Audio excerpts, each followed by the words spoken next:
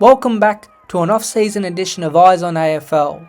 We will have a look at some of your AFL opinions and takes about the draft, the 2025 season, and some recent history.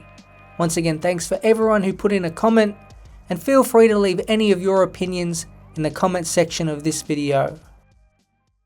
Our first comment is from Geelong Guy 19, who says there will be multiple top 10 picks from this draft that end up being busts. I often think about this when the draft is happening live. Most of the players selected, especially in the top 10 range, are talked about and compared to some of the best players right now. The reality is, a number of them won't turn out great. But on average, how many are actual busts? Now, your definition of a failed draft pick might be a bit different depending on your level of critique, but for this measure, I'm just going to pick players who haven't lived up to the pedestal of being a top 10 pick. So a lot of these guys aren't complete busts in that sense. Let's have a look from 2010 to 2020. All of these players have had at least 4 years in the AFL system, which is a good enough period of time to make a judgment on them. From the 11 years of top 10 picks, there were 44 players, as seen here, who didn't meet or haven't yet fulfilled their potential as a top selection. Now, a lot of you will have 3 or 4 differences, so a fair average is about 42 to 48 total players. If we use a middle number at say 45 and divide by 11, we get roughly 4 draftees in the top 10 on average that aren't great. Some years like 2018 go well below this number, and other years like 2014 go a touch above it. Although 2024 is touted as a highly even top-level class, so maybe this group can defy that recent number and be an excellent draft crop. Ben Parsons 1995 believes Adelaide will be a surprise team in 2025 and finish 6th. The Crows are a fascinating team going into next year, and just as many eyes will be on them as their crosstown rivals Port Adelaide. Ken Hinkley is out of contract, and Matthew Nicks will be entering the second last year of his deal, which expires in 2026. He did take over a split club and a full list rebuild, but the facts are the facts. He has coached 4 full seasons with no finals appearances and an overall record of 29 wins and 54 losses. From the outside, 2025 is a make or break year for him alone and others on the board and in the football department. It might seem irrelevant, but the club's new rebrand is a sign they want a rejuvenated program and fresh identity. They have recruited well once again, with James Peatling and Isaac Coming-Good role players from the Giants, and Melbourne's Alex Neil-Bullen has been one of the most under-the-radar consistent players in the past few seasons. They are little pieces, but add up in a starting team of 22. Riley Thilthorpe, with luck, should be there from round 1, and Isaac Rankin should play most games. Nicks hasn't had any luck with his club's drafting ability. Adelaide have been one of the worst first round drafting teams, but they have made up for it with trade and free agency.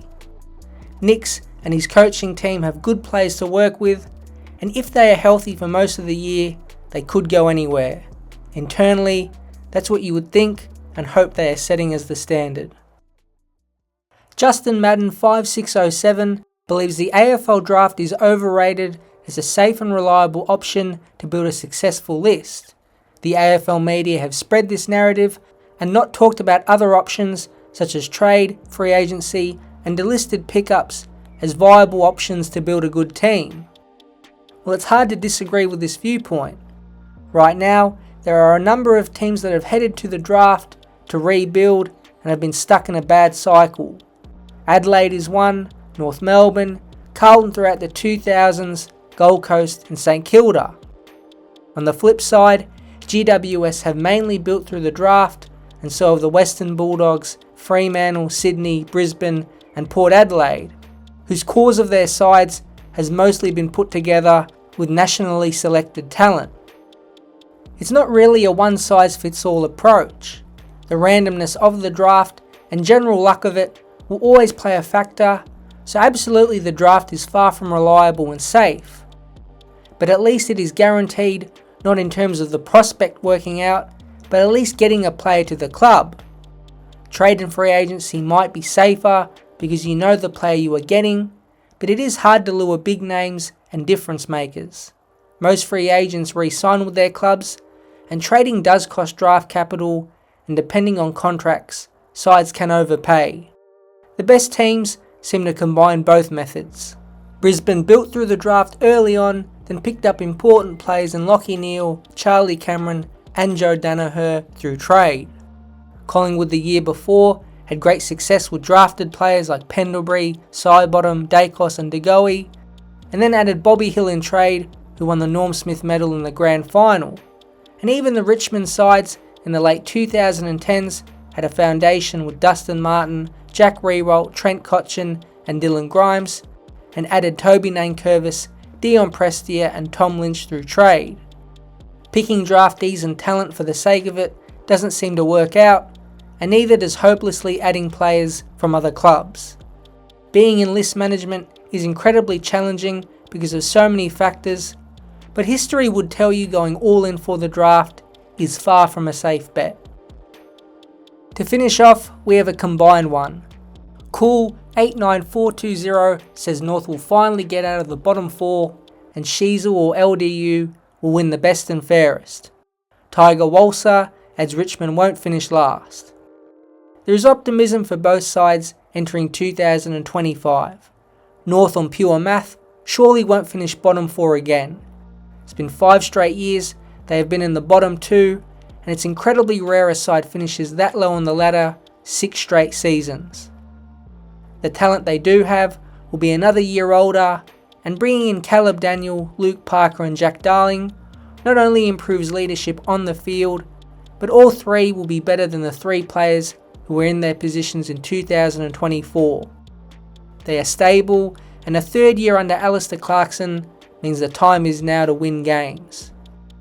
Although Richmond will most likely be the youngest team come round 1, don't overlook their experience. People will have them finishing last, and maybe Tom Lynch hopefully getting fit, alongside Josh Gibcus and Dion Prestia, might get them to a 16th place on the ladder. It's still not great, but at least it's not last, and might result in 4 or 5 wins, which for a side that might bring in up to 8 top picks in the draft, it isn't that bad. Thanks for watching an off-season edition of Eyes on AFL. I hope you enjoyed. Good luck to all your teams in the national draft, and I'll be back soon.